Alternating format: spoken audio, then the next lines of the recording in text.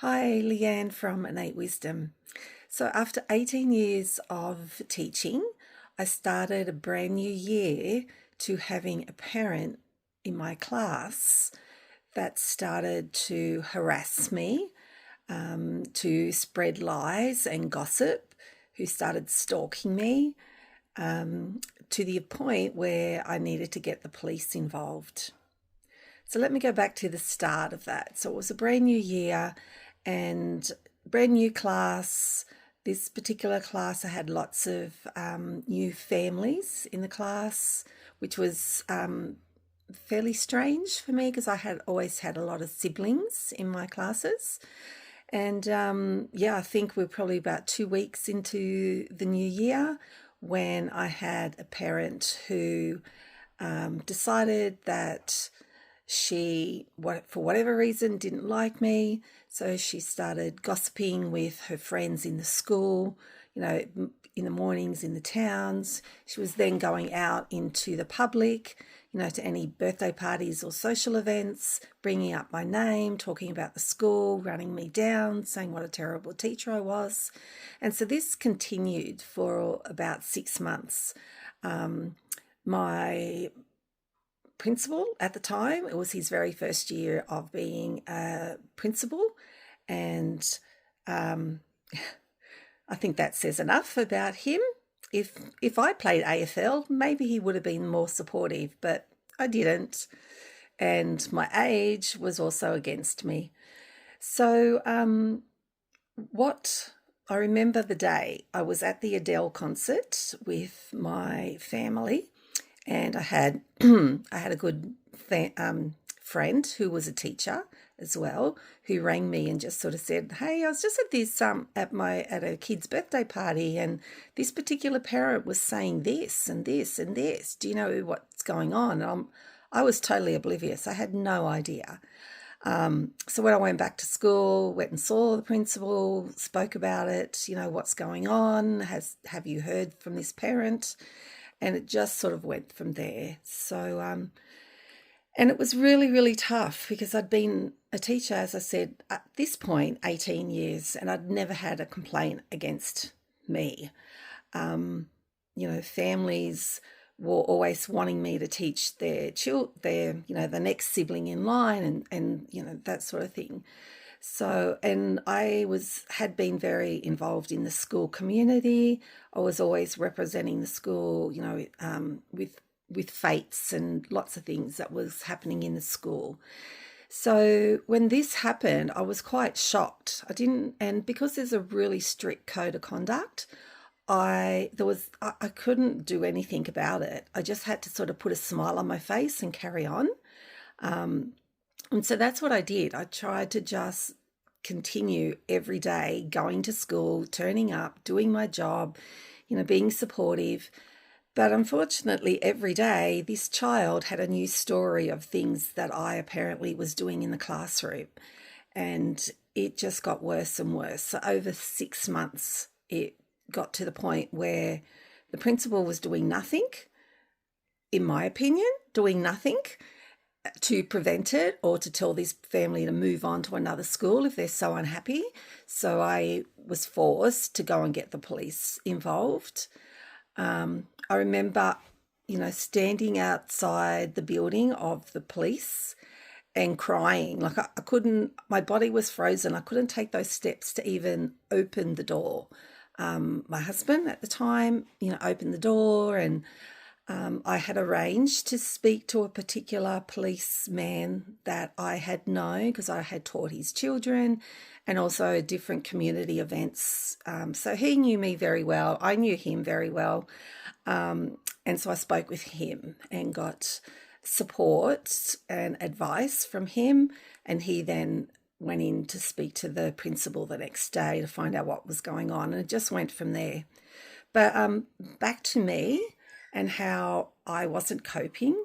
So every morning when I'd wake up, I'd either vomit from feeling anxious, just battling my mind. Oh my God, my mind just did not want to go to school. It just wanted to stay at home and hide. I was severely depressed and overwhelmed, and my anxiety was through the roof. Um, there was just so much happening in my body. Like I would have a headache nearly every day just from the stress.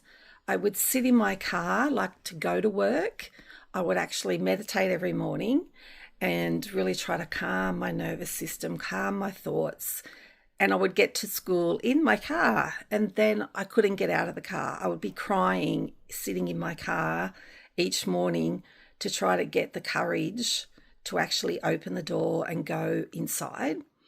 Eventually I'd be able to get into my classroom and shut the door and be a mess until the bell rang, and then I'd have to put a smile on my face and go about the day. By the time recess came, I could feel the tension and the tightness. I was feeling like I was going to vomit. My head was pounding.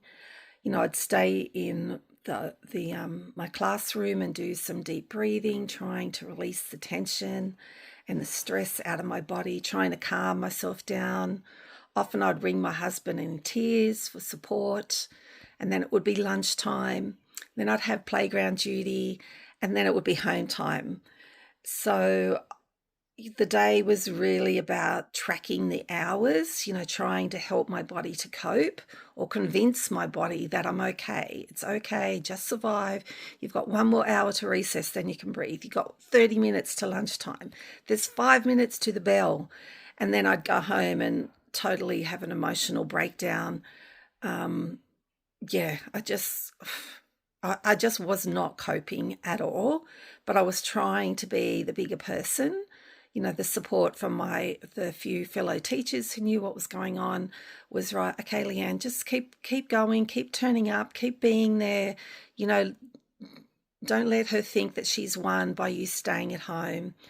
But yeah, there was so much illness in my body and stress. I was barely coping. Couldn't sleep at night.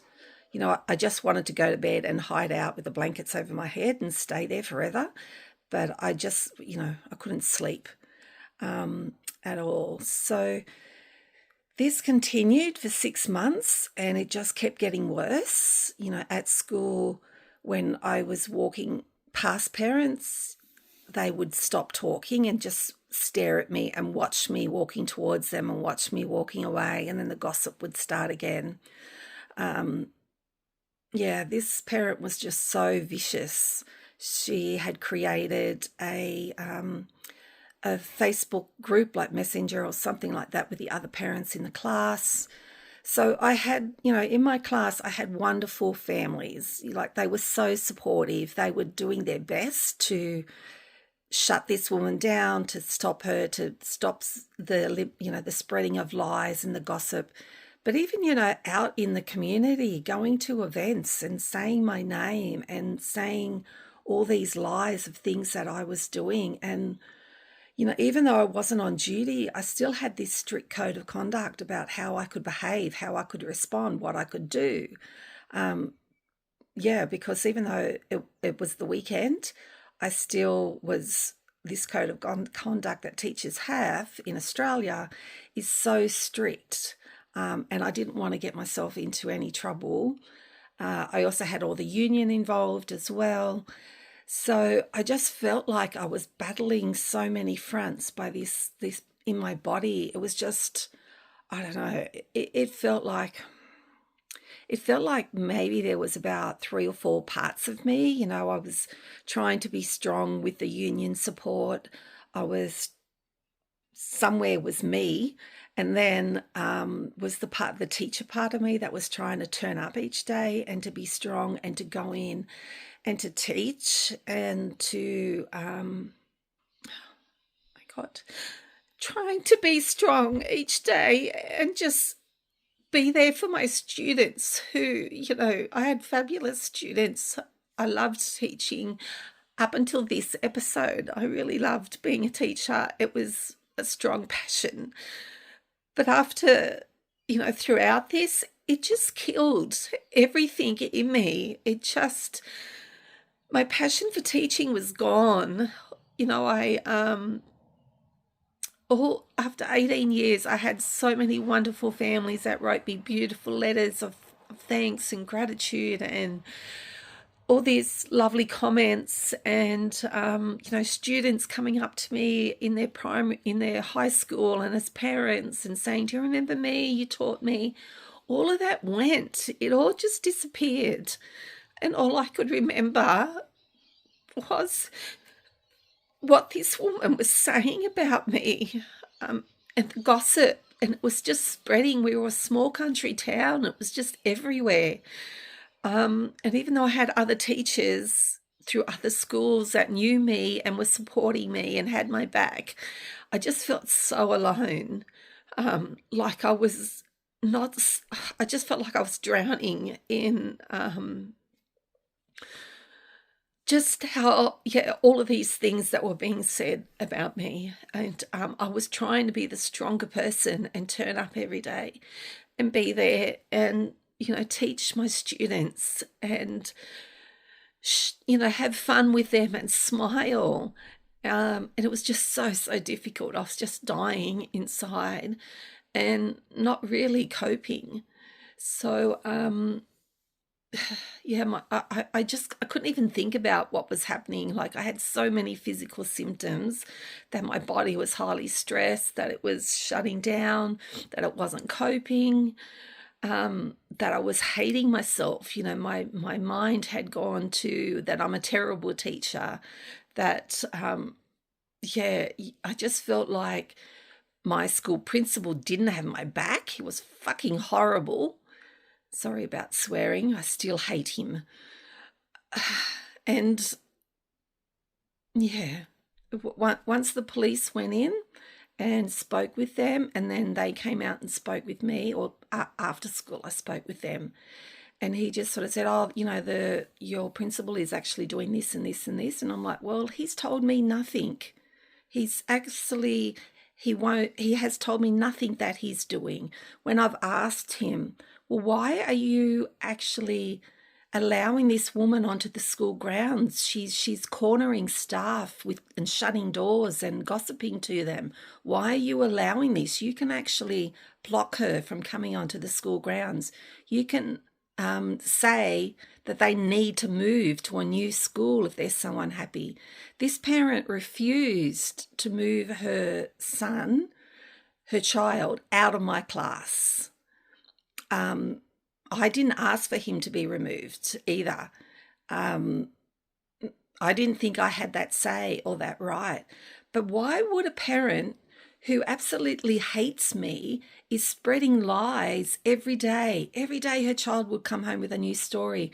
She would be on Facebook sending it. She'd be out in society telling people about me, about, "Oh, she did this today, she did that today." And just the destruction and devastation that it created in myself. Yeah, there's some mean people out in the world, that's for sure. So, yeah, after 6 months, and the police got involved, and she was made to stop, or their ability to work on their farm and have particular items would be removed. And that's the only thing. She also was fighting with the police. But then as the police came back to me, I learned that this was how she behaved every single year. This is how she used what she thought were friends. She blackmailed. She was an absolute fucking bitch. And this is how she treated people. And people were so scared of her. No one actually ever said no to her.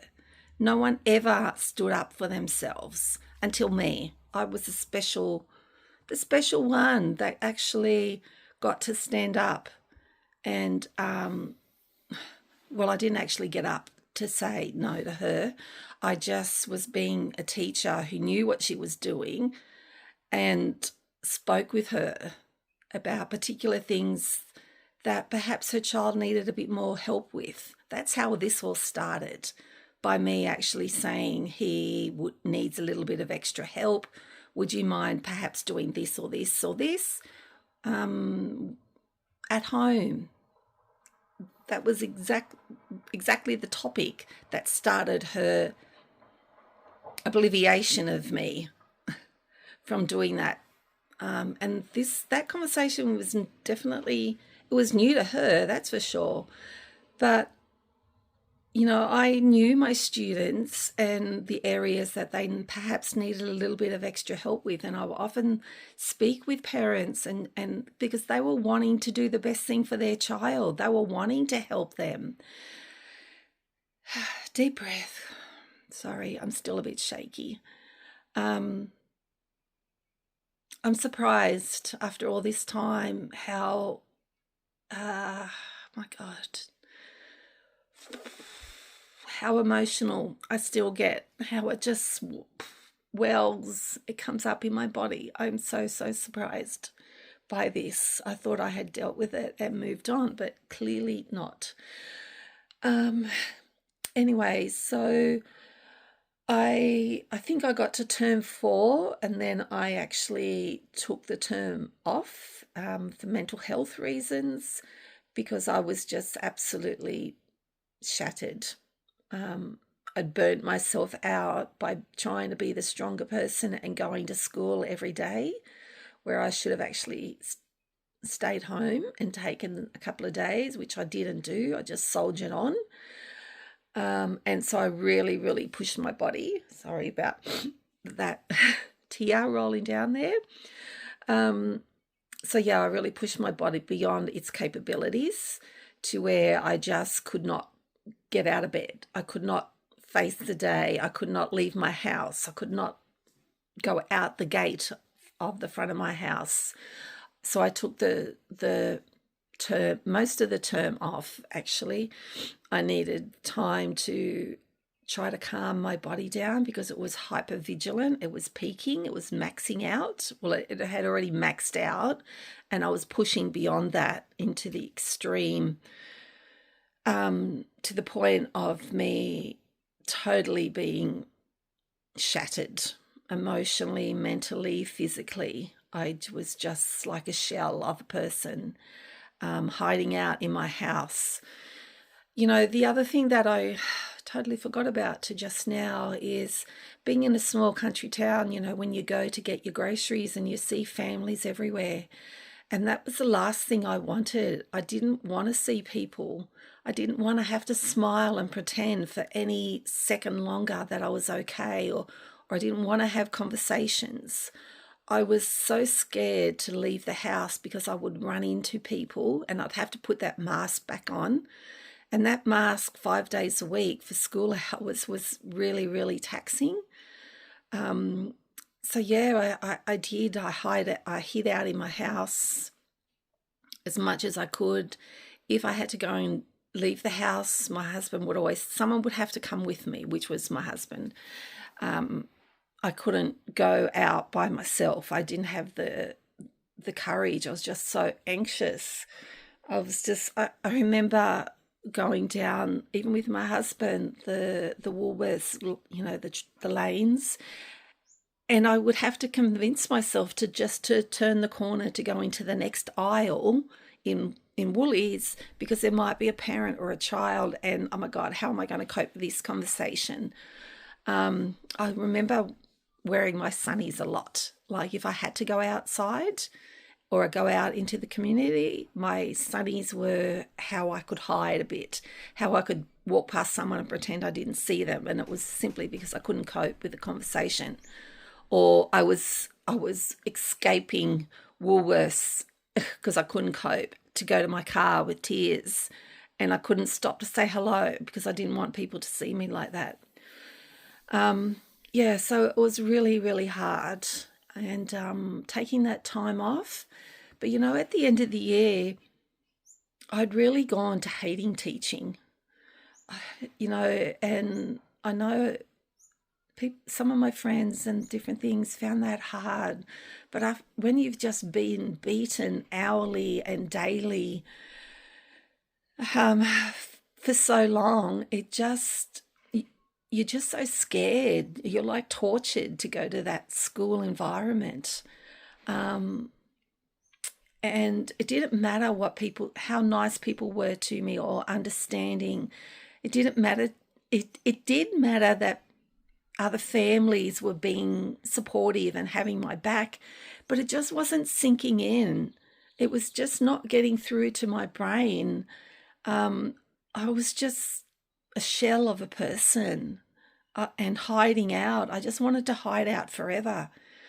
Really, I just wanted to be in my bed under the blankets, barely breathing, where no one could find me and no one could ask me a question and I didn't have to think. That's where I wanted to live. So it really was the end of my teaching career. Like, I did continue. I forced myself to go back to school,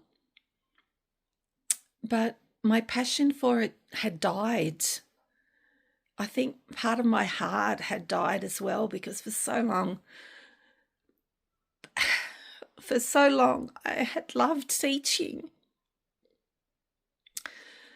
I loved having new students every year and helping them to learn new things, to grow, to help their confidence to bloom.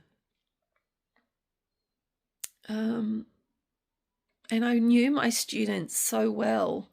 I had such good relationships with their families and with my colleagues and teachers from other schools as well.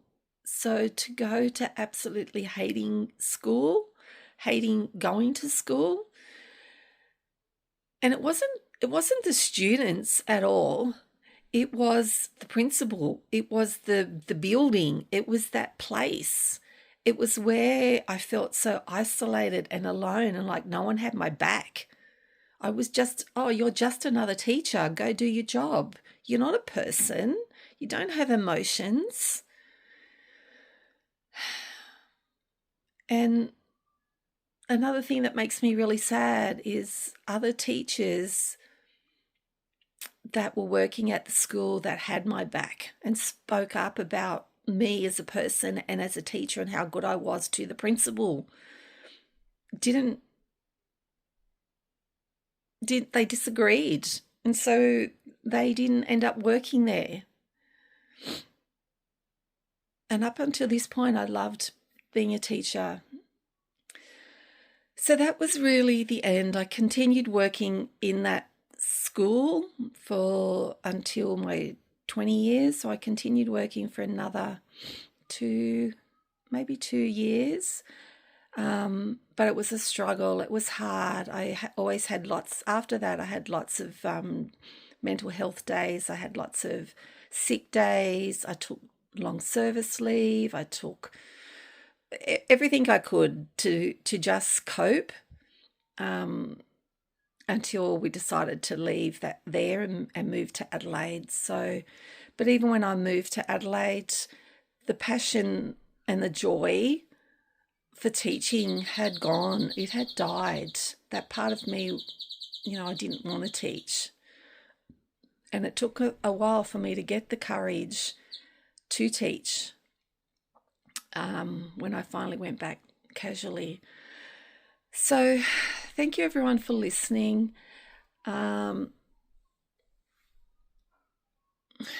Being a teacher is such a rewarding job, but it's such hard, bloody work. Like, I know a lot of people say, oh, you only work 9 to 3 and you have the holidays off. Well, that wasn't me. I sure as hell did not do that. I was usually at school at 7:30 or 8 o'clock, and I wasn't home anywhere between 4 and 5. And then I would be doing, on weekends, I would spend the whole Sunday planning and creating resources for the week ahead. At night, I would be doing things for the next day. Every week of the school holidays, I'd be in my classroom preparing, putting, changing things around. At Christmas time, I would probably, from the middle of January, I would be in the school, in my classroom, creating my program, creating resources, reading up about each student, planning particular things for them. It was long, long hours. And I didn't get paid for all those extra hours. Well, I suppose I did because I was full-time. But most people go home on the weekend. I went home and a Sunday was a school day for me. But that didn't matter to me. None of that mattered because I loved teaching. I loved helping students to learn and grow and develop and get confidence. So it really is a hard job to do. Oh my goodness, my nose won't stop running now. And I think you need to be a special kind of person. Obviously, you need to like kids. But I think with my ability of my intuition, I also sensed students, if they had anxiety or if they didn't feel confidence doing particular things. Anyway, back to me. Thank you for listening. Lots of symptoms. Even now, I no longer teach. I miss that part of teaching, creating a rapport with students, helping them to learn. But the thought of going back into a building that's a school environment is just no. There's no way I'm pushing myself to do that anymore. I refuse to do that anymore. So yeah, after 20, nearly close, I think it might be about 20, somewhere between 23 and 25 years of teaching, I no longer do that. Okay, so that really created a lot of chaos and a lot of illness in my body, major depression, major anxiety, major hating myself. The glass was half empty, doom and gloom, hating males because they're fucking arrogant pricks. Not all of them, but this particular one. And just after that was like rebuilding who am I? My identity as this teacher was really shattered, and it was hard to push myself every day. It was really, really hard. My body took a long time to recover, and as you just saw, it's still recovering because I still get emotional talking about it. Alrighty, thank you everyone for listening, and perhaps the things that were happening in my body, you might relate to some of those things, but it might be about a different topic. Rather than as a teacher or what was happening with me, it might be some other form of bullying that happened for you. So I'd love to hear if you resonate with this, if you've experienced any sort of physical symptoms that I've experienced, and perhaps even how you've been able to move on from that. And thank you. I really appreciate everyone who has listened, and thank you. Bye.